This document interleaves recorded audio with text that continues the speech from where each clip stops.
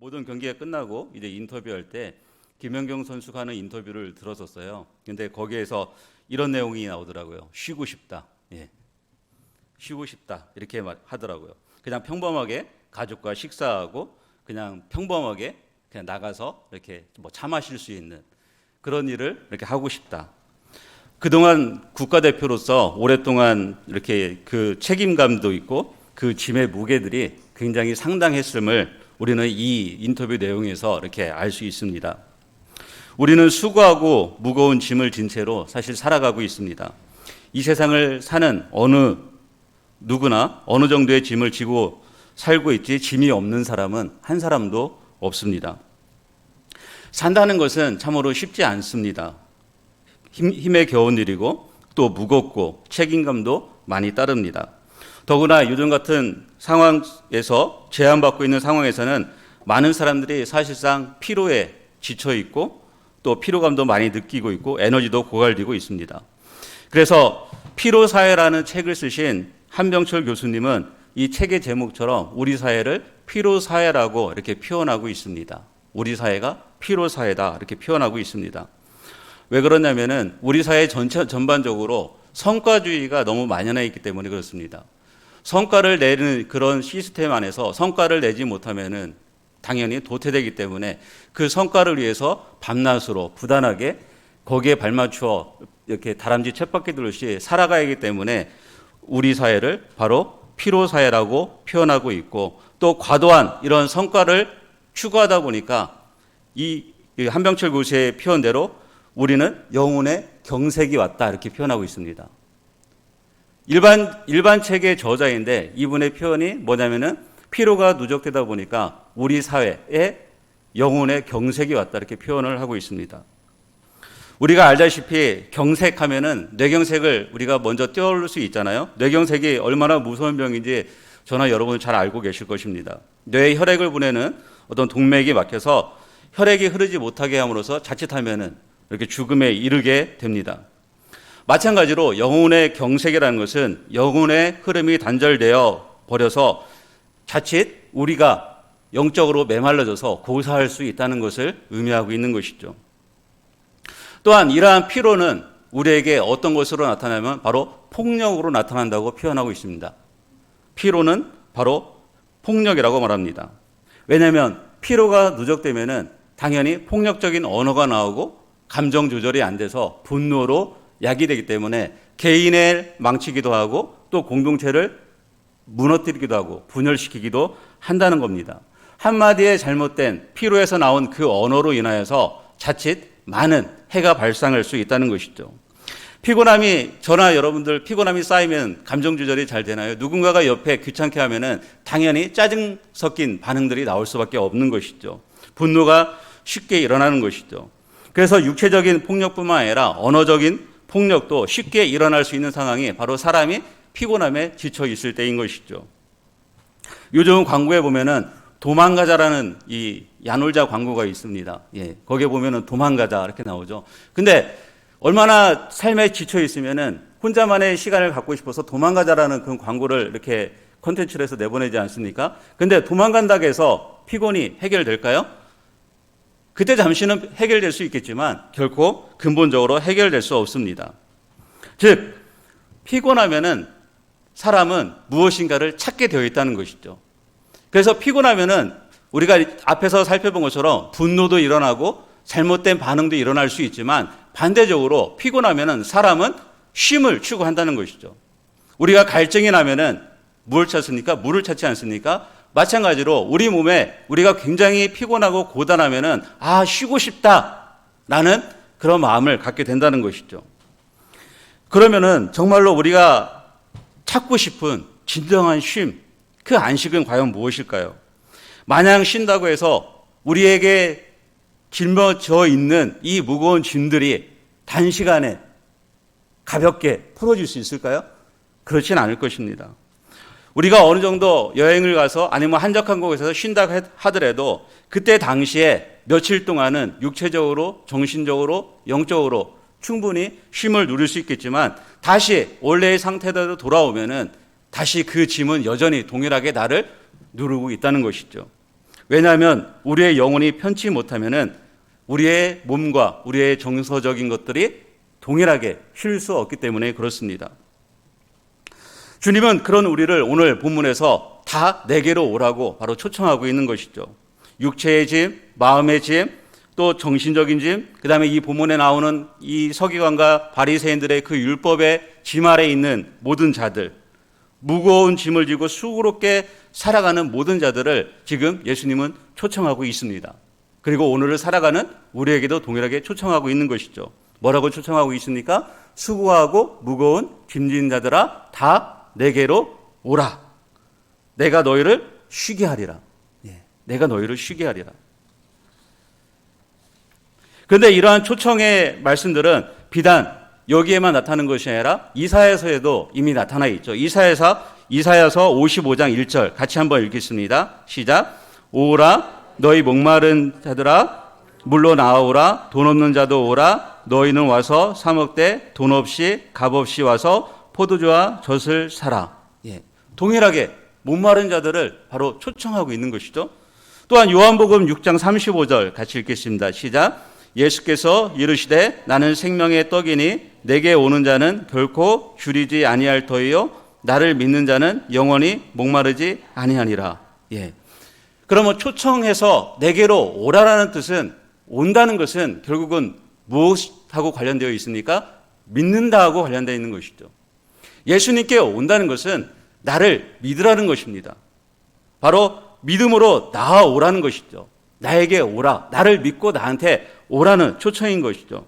그 앞에 있는 그 28절 전에 있는 사람들의 부류들을 보면은 예수님을 믿지 못하고 자신의 교만과 다른 우상들을 통해서 심지어는 예수님이 주 무대적으로 활동했던 성장했던 가버나움에 있는 곳조차에서도 예수님을 부인했던 것이죠. 믿지 못한 것이에요. 그런 사람들한테 바로 예수님은 그럼에도 불구하고 오라고 바로 초청하고 있는 것이죠. 이를 달리 표현하면 바로 구원이기도 합니다. 주님께 나온 삭개오에게 주님께서 무엇을 선포합니까? 구원을 선포하지 않습니까? 삭개오의 그 무거운 짐을 벗어버리게 하신 것이죠. 오늘 너의 집에 구원이 임했다. 즉 삭개오가 그동안 동족들로부터 많은 사람들의 눈초로부터 시달렸던 갖고 있던 정신적인 영적인 육체적인 그 무게들을 주님께서 풀어주신 것이죠. 주님께 나와올 때 그 무거운 짐 삭개오가 갖고 짊어졌던 그 무거운 짐들이 바로 풀어졌던 것처럼 주님은 무거운 짐을 가지고 수고롭게 살아가고 있는 이 땅의 모든 사람들에게 바로 나에게 오라 바로 초청하고 있는 것입니다. 그런데 오늘 본문을 보면은 이 쉬게 하라는 말씀이 우리가 생각하고 있는 쉼하고는 굉장히 다릅니다. 이 말씀을 보면은 우리가 쉰다라는 그 표현 자체에서 내가 갖고 있는 이미 내가 알고 있는 쉬다라는 개념하고 예수님이 이 본문에서 내가 너희를 쉬게 하리라는 이 말씀하고는 굉장한 거리감이 있는 듯 보인다는 것이죠. 우리는 내가 갖고 있는 모든 무거운 짐을 갖고 가면은 예수님이 단번에 우리의 짐을 다 풀어주시고 나의 짐이 하나도 없게 될 것처럼 우리는 이 말씀을 보면서 단번에 생각할 수 있다는 것이죠. 그런데 그러한 약속은 이 본문에 보면은 전혀 주어지지 않습니다. 내가 너희 짐을 하나도 없게 하겠다. 나한테 그 짐을 맡기면은 너희 짐은 전혀 없다. 너는 완전하게 쉴 수 있다. 그런 뉘앙스로 말씀하시지 않는다는 것이죠. 오히려 대신 주어진 약속은 29절 말씀입니다. 같이 한번 읽어볼까요? 29절 시작. 나는 마음이 온유하고 겸손하니 나의 멍에를 메고 내게 배우라. 그리하면 너희 마음이 쉼을 얻으리니. 초청을 하셔서 나에게 오면 너희를 쉬게 하리라 했는데 그 쉬게 하리라는 그 다음 말씀을 보면은 나는 마음이 온유하고 겸손하니 나의 멍에를 메고 나에게 배우라는 것입니다. 그리하면 너희 마음에 쉼이 있을 거라고 말씀하십니다. 나에게 배우라. 내게 배우라는 것입니다. 짐이 사라지거나 짐이 바뀌거나 예수님이 그 짐을 대신 져준다는 말씀도 아니고 현재 있는 그 상황이 단번에 바뀐다는 말씀도 아닌 것이죠. 힘겹게 살아가는 어쩌면 육체의 고통이 그대로 현실 그대로 남아 있다는 것이죠. 지금처럼 어쩌면은 코로나19의 상황이 언제 끝날지 모르는 상황이 계속될 수도 있다는 것이죠. 그러한 무거운 짐진 환경 속에서 언제까지 살아갈지도 모를 수 있다는 것이죠. 그래서 우리는 예수님께 나오면은 단번에 모든 것들이 해결될 것만 같아서 때로는 예수님께 나왔다가 그렇지 않음을 보고 실망해서 떠나가는 사람도 굉장히 많다는 것입니다. 얼마 전에 읽은 책의 사례에서도 보면은 일제강점기 시대에 어느 굉장한 익산에 있는 부자분이 계셨는데 거기에 자녀가 없었어요. 근데 아들이 없었는데 딸 계속 나다가 예수님을 믿고 나서 그 아내가 첩이 예수님을 믿고 나서 아들이 생긴 거예요. 그래서 아들이 생기니까 예수 믿고 아들이 생겼으니까 정말로 이 예수를 믿는 것이 복되다 생각해서 그 교회를 지을 수 있도록 자기의 토지를 내어드리고 또 교회를 지을 수 있도록 모든 것을 지원했습니다. 근데 아이가 자라다가 7살인가 8살 때 죽었어요. 예수 믿고 귀하게 얻은 아들인데 그 아들이 7살에 죽었어요. 그러면 그분은 어떤 생각을 했을까요? 그럼에도 불구하고 내가 교회를 계속 섬겨야겠다? 아니요. 교회 다 없앴습니다. 예. 오해할 수 있다는 거예요. 얼마든지. 예수를 믿으니까 단번에 무엇인가 해결됐는데 보니까 이게 완전히 해결이 아니네? 그러면 어떡합니까? 많은 사람들이 다시 떠나가는 거예요. 그래서 예수님의 많은 제자들, 무리들, 제일 처음에 무리들이 예수님을 따랐다가 결국은 제자들만 남지 않습니까? 소수만 남는 거예요. 왜요? 그들의 생각과 그들이 갖고 있는 여러 가지 무거운 짐들을 가지고 예수님께 나왔는데 막상 예수님께 나와 보니까 나의 생각과는 전혀 다른, 여전히 짐이 똑같다는 거예요. 바뀌지 않는 거예요. 뭔가 일시적으로 변했는데 조금 지나 보니까 여전히 그 자리에인 거예요. 그러니까 다들 떠나가는 거예요. 나중에 예수님도 묻잖아요. 너희들 떠나갈래? 예. 우리가 예수님을 오해하기 때문에 그렇습니다. 이 본문에서도 주님은 나의 멍에를 매라고 합니다. 멍에를 맨다. 그리고 배운다. 이것은 말 그대로 디사이플, 제자라는 거죠. 예. 하나님이 요구하는 방법대로 살아가는 그 말씀에 순종해서 배워가는 평생의 과정, 그 과정을 통해서 안식을 얻을 수 있다고 바로 말씀하고 있는 것입니다. 그러면 왜 이 말씀을 예수님이 하시냐면은 그 앞들어 있는 서기관과 바리새인들의 율법은 사람을 졸라맵니다. 율법은 풀어줘야 되는데, 안식을 줘야 되는데 그 율법은 안식을 주는 것이 아니라 사람을 법으로서 규제함을 통해서 더 목줄르는 것이죠. 꼼짝달싹 할 수 없게 하는 것이죠. 그래서 이 11장 뒤에 12장에서 바로 안식일 논쟁이 나오지 않습니까? 이처럼 예수님은 서기관과 바리새인들이 가르쳤던 그 말씀하고 나에게 와서 나에게 배우는 것과는 다르다라는 것들을 바로 표현하고 있는 것입니다. 이처럼 예수님이 누구신가를 배울 때 우리는 비로소 마음의 쉼을 얻게 되는 줄을 믿으시기 바랍니다. 예수님을 아는 지식, 하나님을 아는 지식이 바로 복음이고 거기에 바로 우리의 마음이 쉼이 있음을 믿으시기 바랍니다. 예수님을 아는 배움과 훈련의 과정이 우리에게 참된 안식을 가져다 주는 줄로 믿습니다. 우리가 생각하는 쉬게 하리라는 느낌 어떻습니까? 많이 다르지 않습니까? 예수님께 나오면은 쉬는 것처럼 느껴지는데 그게 아니라 예수님께 나온다는 것은 예수님이 말씀하신 것들을 배우면서 하나하나 순종하며 그 길을 따라가는 것. 그럴 때 참된 안식이 있다는 것입니다. 거기에 마음이 쉼이 있다는 것입니다. 예수님은 목수였기 때문에 멍에를 만드는 것 잘 알고 계십니다. 소에 딱 맞는 멍에를 채워야 소가 제대로 힘을 쓸 수 있고 또 소의 이 등의 어깨에 상처도 나지 않습니다. 잘 맞지 않는 멍에는 오히려 불편하고 힘이 더 들고 또 상처도 나는 것이죠. 그래서 유능한 목수는 소에게 딱 맞는 멍에를 만들어 지어주는 것이죠. 그래서 시골에서 한 번쯤 아니면 사진을 통해서 소가 멍에를 맨 것을 보신 경우가 있을 것입니다. 딱 맞지 않는 멍에는 소를 더 힘들게 하고 불편하고 힘을 제대로 쓸 수 없게 합니다. 그렇지만 딱 맞는 멍에는 제대로 힘을 쓸 수 있게 하고 또 멍에를 맸음에도 불구하고 굉장히 편안한 것이죠. 30절에서 예수님은 그 멍에는 바로 그래서 쉽다라고 표현하고 있습니다.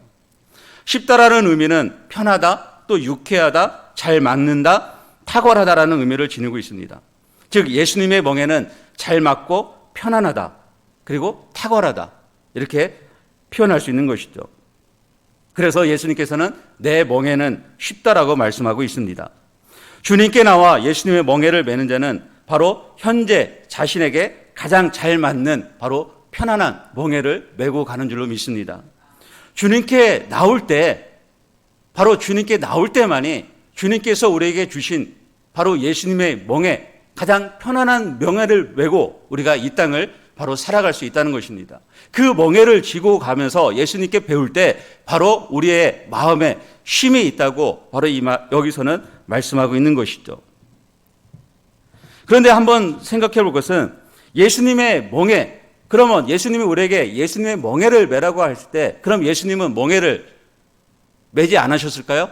예수님도 동일하게 그 멍에를 매셨던 것이죠. 이미 짐작하시는 것처럼 예수님은 자신의 멍에가 바로 멍에는 십자가였습니다.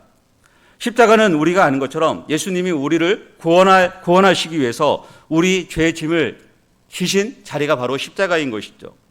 그리고 그의 생명으로 우리를 구속하신 것입니다. 구원하신 것입니다. 그리고 우리에게 바로 참된 자유, 참된 안식을 우리에게 선물해 주신 것이죠. 그러면 예수님이 지신 이 십자가의 멍에, 그 무게가 얼마나 상당인지 우리는 말씀을 통해서 이미 알고 있습니다. 잡히시기 전에 기도하면서 땀방울이 핏방울이 되기까지 기도하셨고, 또 고문과 채찍질을 당하신 후에 갈보리 언덕까지 십자가를 메고 갈 때 그 육체적인 십자가의 무게가 얼마나 무거운지 중간에 구레네 시몬이 그 십자가를 다시 메고 가지 않습니까? 얼마나 무거운 멍에였습니까? 근데 예수님은 그 멍에를 쉽다라고 표현하고 있습니다. 예수님 자신이 지신 멍에조차도 예수님은 쉽다라고 표현하고 있는 것이죠. 왜 쉬울까요? 정말 쉬울까요? 그 멍에가 쉬워서 예수님은 그 멍에를 쉽다라고 표현할 수 있을까요? 그 고통은, 그 육체적인 무게, 영적인 무게, 정신적인 고통은 이루 말할 수 없었던 것이죠. 그렇지만 예수님은 그것을 온전히 기쁨으로 감당해 나갔던 것이죠. 왜 그럴까요? 그 단서가 바로 오늘 29절에 있는 바로 나는 마음이 온유하고 겸손하니입니다. 나는 마음이 온유하고 겸손하니. 온유하고 겸손하다는 것은 십자가를 마땅히 자신이 져야 될 책임으로, 사명으로 온전히 받아들였다는 것입니다. 그래서 앤드류 머레이는 겸손을 모든 것에 있어서 마땅히 일어난 것에 대해서 내가 받아들이는 것, 이렇게 표현합니다. 온유와 겸손이라는 것은 마땅히 그 일이 나에게 당연한 것. 그래서 처음부터 예수님은 이 십자가를 지시기로 이 땅에 오셨기 때문에 그것이 짐이 아니라 마땅히 하나님의 명령이고 또 나에게 자신에게 주어진 사명이기 때문에 그것을 온유와 겸손, 기쁨으로, 자발적으로, 순종으로 그 길을 걸어가셨기 때문에 그 멍에를 쉽다라고 표현하고 있는 것입니다.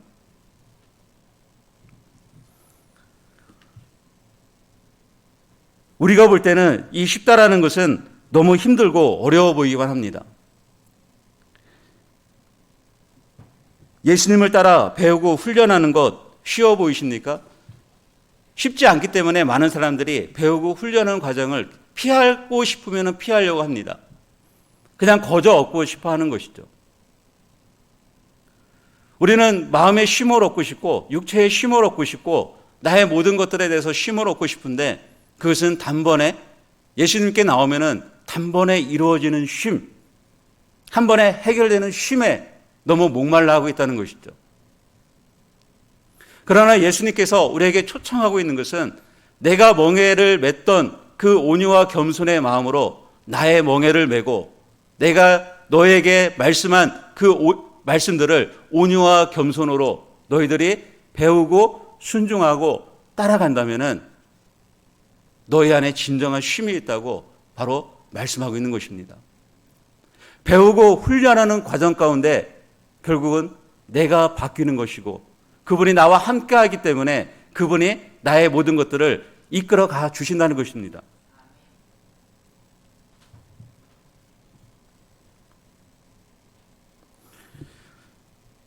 우리가 갖고 있는 복음에 대한 많은 오해들이 있기 때문에 많은 사람들이 배우고 훈련하는 과정에서 바로 떠나고 있는 것이죠.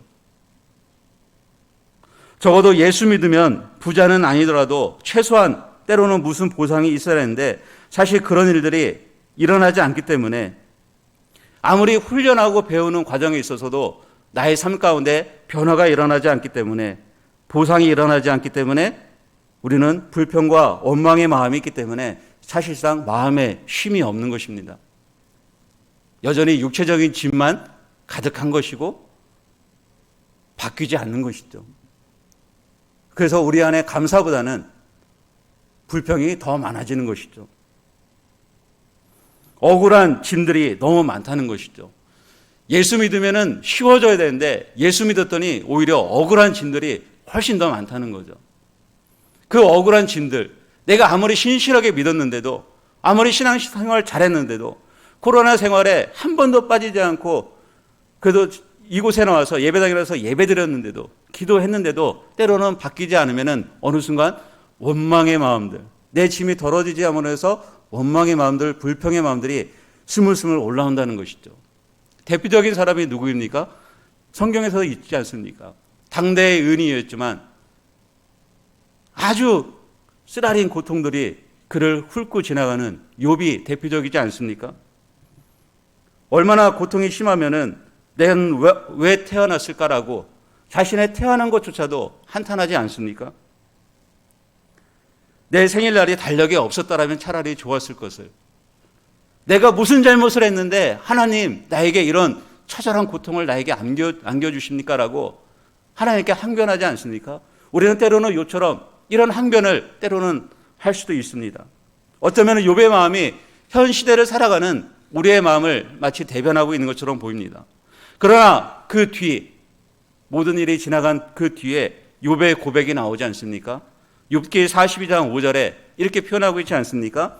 같이 읽겠습니다. 시작. 내가 주께 대하여 귀로 듣기만 하였사오나 이제는 눈으로 주를 배움나이다. 아멘. 예. 우리는 귀로 듣기만 합니다.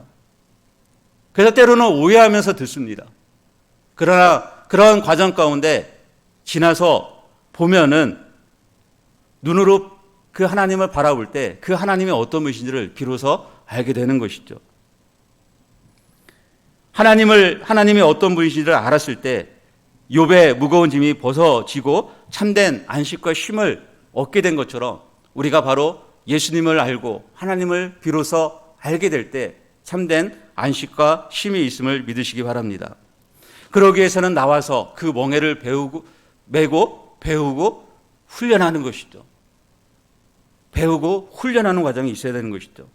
히브리서 12장 7절 앞절만 같이 읽겠습니다. 시작. 너희가 참음은 징계를 받기 위함이라. 예. 너희가 참음은 징계를 받기 위함이라. 이렇게 말씀하고 있습니다. 초대교회 성도들은 안팎으로 고난과 핍박을 받았음을 우리는 알고 있습니다. 동족에게서도 핍박을 받고 또 이방인 로마의 속국 백성으로서도 핍박과 고난이 끊이지 아니하였습니다. 그래서 요한계시록의 그 배경적인 측면을 보면은 그때의 고난이 얼마나 처절했는지 우리는 잘 알 수 있는 것이죠. 그런데 이런 고통에 대한 대답이 있습니다. 그것은 징계를 받기 위함이라 이렇게 표현하고 있습니다. 징계를 받기 위함이라. 여기서 징계라는 단어가 굉장히 독특합니다. 징계를 받기 위함이라는데 징계라는 이 단어가 바로 영어 성경에는 뭐라고 표현되고 있냐면은 디사이플라인 이렇게 표현하고 있습니다. 제자입니다. 이것의 그 파생어의 원어는 파이디아, 헬라 언어 파이디아, 어린아이라는 뜻입니다. 징계는 제자라는 뜻이고 거기에 원어는 어린아이라는 뜻입니다.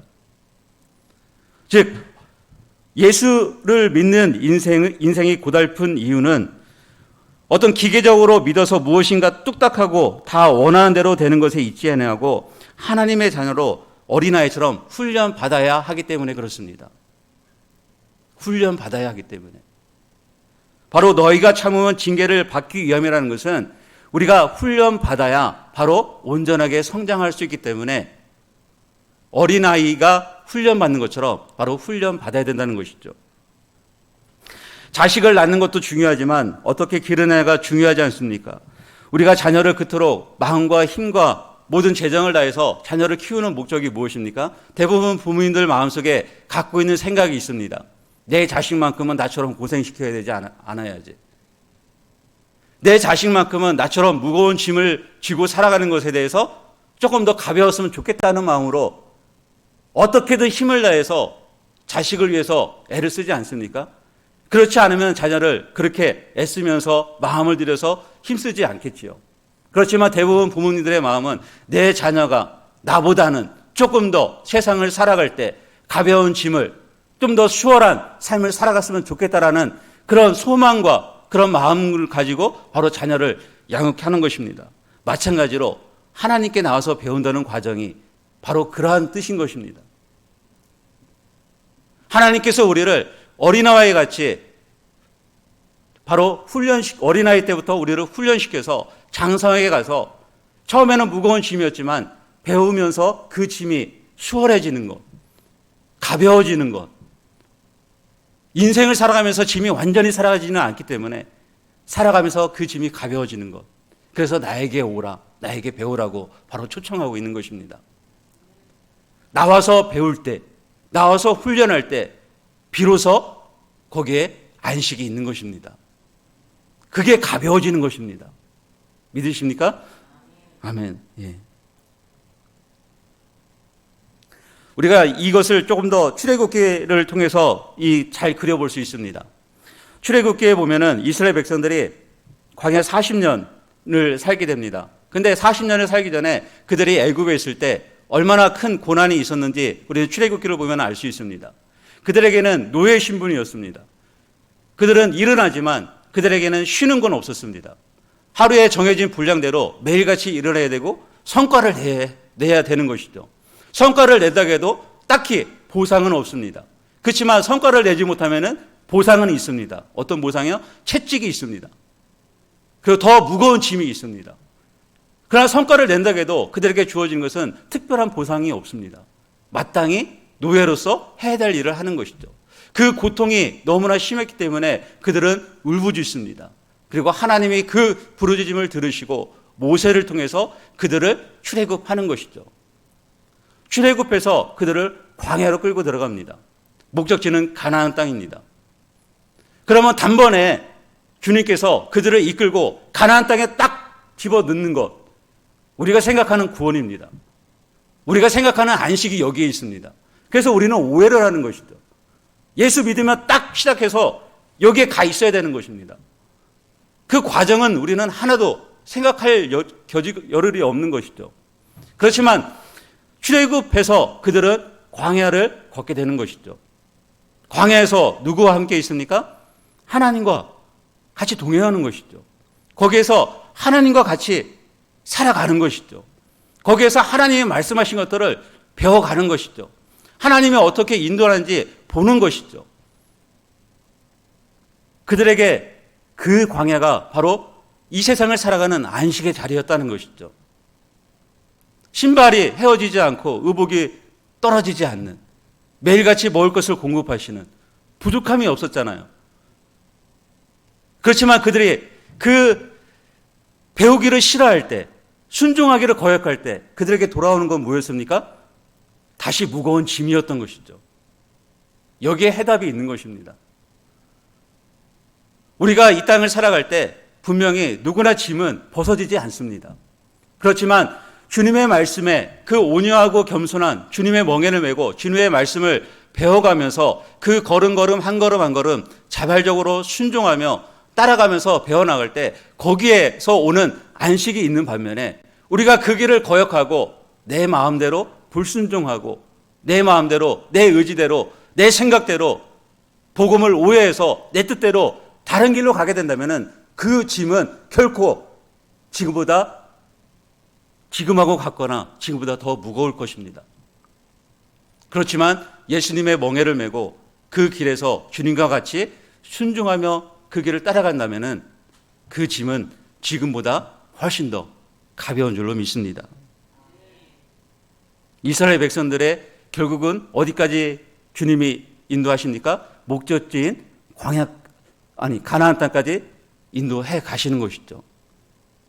아까 우리가 불렀던 찬양 가운데서도 결국은 이 땅의 모든 것을 주님께 맡길 때 이 세상의 길을 끝난 후에 우리의 최종적인 영원한 안식까지 주님은 우리를 반드시 인도해 주시는 줄로 믿습니다. 그 길에서 이 땅에서는 그 과정, 안식의 과정이 어떠한지 우리는 사실 훈련받고 있는 것이죠. 이것이 참다운 쉼이라는 것들을 주님과 함께 훈련받고 있는 것이죠. 그래서 그 길을 피하지 마시기 바랍니다. 배우고 훈련받는 그 일에 절대 피하지 마시기 바랍니다. 주님과의 친밀한 연합이 있다면 배우고 훈련하는 그 과정 가운데 주님이 우리를 선택했지만 그 선택하신 분이 우리를 위대하게 하실 줄로 믿습니다.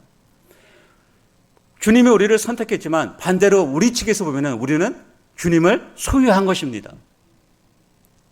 하나님을 우리가 소유한 것이죠. 이 땅의 모든 것을 지으신 분, 이 땅의 만물의 창조자, 주인이신 분을 우리가 소유했다면 우리가 무엇이 부족하겠습니까?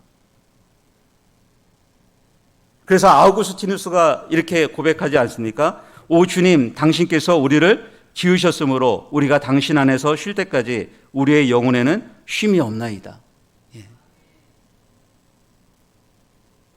당신 안에서 쉴 때까지는 우리 안에는 쉼이 없는 것이죠. 주님과의 교제, 주님 안에 속해 있을 때, 주님께 속해 있을 때 우리의 영혼의 쉼, 마음의 쉼이 있음을 믿으시기 바랍니다. 예레미야서 31장 25절 같이 한번 읽겠습니다. 시작. 이는 내가 그 피곤한 심령을 상쾌하게 하며 모든 연약한 심령을 만족하게 하였음이라 하시기로. 예. 이는 내가 그 피곤한 심령을 상쾌하게 하며 모든 연약한 심령을 만족하게 하였음이라. 바로 주님과 함께하는, 주님께 배우는 훈련의 과정에서 우리의 심령이 상쾌하게 되는 것, 심령이 만족함을 얻게 된 줄 믿습니다. 심령이 가라앉고 내려가면은 침체가 찾아오고 메뚜기도 무거운 짐이 되는 것이고 사소한 문제도 영혼을 괴롭힙니다. 반면에 마음의 견고한 안식을 갖는다는 것은 아주 무거운 것도 들어 올릴 수 있는 마치 지렛대를 우리가 소유하고 있는 것과도 같습니다. 따라서 쉼은 이 세상을 살아가게 할 뿐만 아니라 우리가 앞으로 올 세대도 준비하게 하는 것이죠. 그런데 이 쉼은 다른 곳에 결코 없음을 믿으시기 바랍니다. 다른 곳에서 쉼을 찾지 마시기 바랍니다. 비록 다른 곳에서 쉰다 할지라도 그것은 일시적인 우리의 쉼이지 영원한 쉼이 될 수 없는 것이죠. 주님께 나와서 주님과 함께할 때, 주님으로부터 무언가를 배울 때, 주님의 말씀 앞에서 주님의 말씀하신 것들을 내가 해나갈 때, 순종하며 나갈 때 거기로부터 오는 쉼이 진정한 참된 안식이고 쉼인 것을 믿으시기 바랍니다. 그 마음에 쉼이 있을 때 우리의 육체의 짐도 가벼워지는 줄 믿습니다. 오늘날을 살아갈 때 참으로 쉽지 않은 여러 가지 환경들이 여전히 존재하고 있습니다. 많은 분들이 피곤하고 사실 어깨가 뭉쳐있고 또 날마다 아침에 일어나면은 또 어떻게 하루를 살아갈지 막막할 때도 있습니다.